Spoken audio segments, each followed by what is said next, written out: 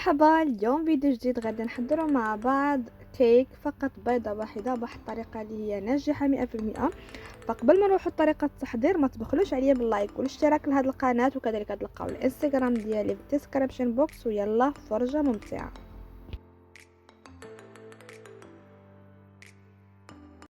فعلى بركة الله حبايبي، نسمي الله.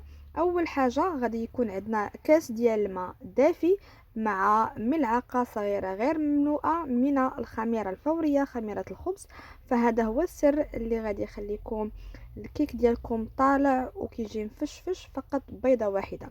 كنجيبوا واحد الاناء، غادي ناخذ بيضه واحده. كيف ما كتشوفوا ضروري البيضه تكون على حراره الغرفه، ما تكونش في الثلاجه. غادي كذلك نضيف جوج ديال الساشي ديال الفانيلا، او كذلك ديروا سائل فانيلا او قشور برتقال او قشور حامض، اي حاجه متوفره عندكم في البيت او كتفضلوها في هذا الكيك، اي منكه كتبغيوه. مع كذلك نصف كاس من السكر الخشن، سكر سنيده، والقليل من الملح. كيف ما كتشوفوا غادي نضرب البيض والسكر فانيلا بالطراب اليدوي، او ممكن تستعملوا كذلك الطراب الكهربائي لتسريع هذه الوتيره او تسريع هذه المرحله هذه. كيف ما كتشوفوا انا فقط طربت هرب الطراب اليدوي حتى كينحصلوا على قوام البيض اللي هو لون اصفر فاتح. وكذلك غادي نضيف الزيت ربع كاس بالتدريج مع التحريك المستمر كيف ما كتشوفوا. فبخصوص عند إضافة الزيت أنا ضفت دانون مصوص. كذلك ما عرفت علاش ما بانش في الفيديو، حيت كنت كنصور حتى تقطع معايا. من بعد ما كتضيفوا دانون مصوص غادي نضيفوا هذاك الكأس الدافي اللي مع خميرة الخبز، وغادي نخلطو كيف ما كتشوفوا.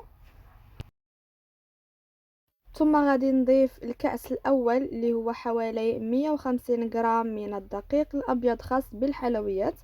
غادي نخلطه جيدا، واكيد خاصكم تنخلوه بالمنخل كيف ما كتشوفوا بالغربال. غادي نخلط الكأس الأول.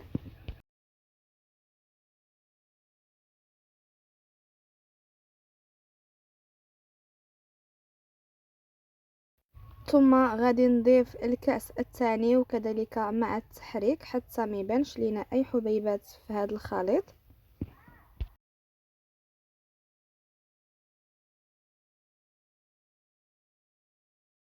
ثم السر الثاني اللي هو ملعقة كبيرة مملوءة من الخل الأبيض أو أي خل متوفر عندكم كيف ما كتشوفوا.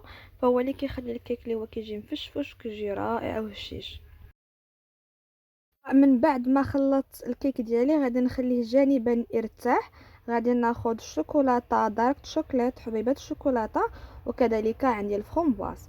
بجوج بيهم غادي نضيف ليهم الدقيق عادي. علاش درت الدقيق؟ باش ما يهبطش لينا لتحت ويتحرق لينا الشكلاط والفرومبواز. فمن كتضيفوا الدقيق كتحتفظوا على حبيبات الشوكولاته والفرومبواز او اي حاجه كتبغيو تضيفوها للكيك، كيبقى بنفس الشكل وما كيوقع له والو. من بعد ما خليت الكيك ديالي يرتاح غادي نضيف جوج علب ديال من فئة 8 غرام من خميرة الحلويات. غادي نضيفهم مع ملعقة ديال الدقيق الابيض كيف ما كتشوفوا، وغادي نخلط الكيك ديالي.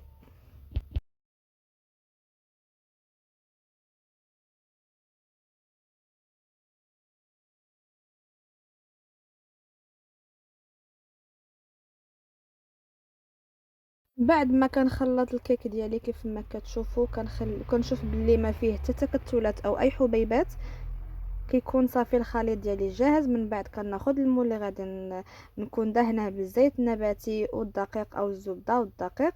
كيف ما كتشوفوا كنفرغ الخليط ديالي بهذا المول.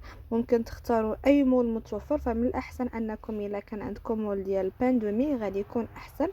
فللتزيين هذا الكيك فانا عندي مربى الفراوله. غادي نضيف كيف ما كتشوفوا في الوسط، هذا اختياري، او اضافه الشوكولاته واضافه الفرامبواز اختياري. فالمهم هو طريقه الكيك، اما التزيين لكم الاختيار، او هذه الاضافات لكم الاختيار تضيفوها او ما تضيفوهاش، او ممكن تزيدوا المكسرات او اي حاجه متوفره عندكم في الثلاجه، فلكم الاختيار فيها. كيف ما كتشوفوا كنضيف الفرامبواز ديالي. خصوص هذا الموسم هو الموسم ديال الفرامبواز والفراوله، فمن الاحسن انكم تستغلوهم قدر الامكان. ممكن في الكيك أو حتى في العصيرات أو أي حاجة في لي طارت. ثم غادي نضيف حبوب الشوكولاتة، حبيبات الشوكولاتة. صافي من بعد ما كتشوفوا الكيك ديالي ها هو جاهز، غادي ندخلو الفرن على حرارة متوسطة. كنوضع الكيك ديالي على حرارة متوسطة من التحت حتى كتنتفخ تماما. من بعد كنتأكد ان الكيك ديالي طاب فقط بواحد العود او الموس. كنشوفوا ان الخليط ديالي ناشف تماما، غادي نهبطو تحت فقط ياخد واحد اللون اللي هو ذهبي. من بعد غادي تشوفوا الشكل النهائي. من بعد ما طلعت الكيك ديالي كيف ما كتشوف فقط بيضه واحده حصلنا على هذا الكيك. هذا الكيك اللي هو درته معكم اللي هو اول حاجه هو اقتصادي، او ممكن تضيفوه في هكاك في الوقيتات لانكم هكا مدروكين او عندكم شي حاجه او فقط عندكم بيضه واحده، ممكن ديروا فيها كيك. كيف ما كتشوفوا الشكل ديالو اللي هو راقي، فقط زينته بصلصه الشوكولاته والفرامبواز وحبوبات الشوكولاته. هذا هو الشكل النهائي، كيكون هشيش ورائع جدا، والاهم انه لذيذ. كنتمنى انكم ما تبخلوش عليا باللايكات والاشتراك ديالكم في هذه القناه، هادشي كيشجعني وكيزيدني انني نزيد لقدام. كذلك تلقاو الانستغرام ديالي في صندوق الوصف. يلا خليت لكم راحه واشوفكم بنيكست فيديو. يلا مع السلامه، باي باي.